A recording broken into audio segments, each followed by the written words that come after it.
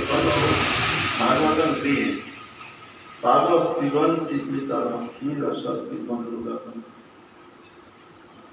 এখানে প্রত্যেকটা শ্লোক ভগবান নারায়ণ মুখে দিচ্ছেন, ভগবান নারায়ণ বলছেন ভগবান ভাগবতের মাহাত্ম্য শুনুন।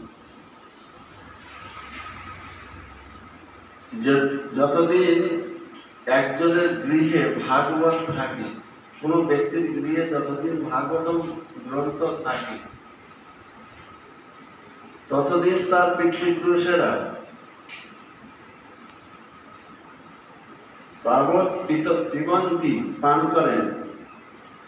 পিতরা পিতৃপুরুষগণ যারা চলে গেছে আগে, ক্ষীর সর্পি মধু উদকম, ক্ষীর, দুধ, দই, মধু, জল, ঘি তারা নিত্য পেয়ে থাকে।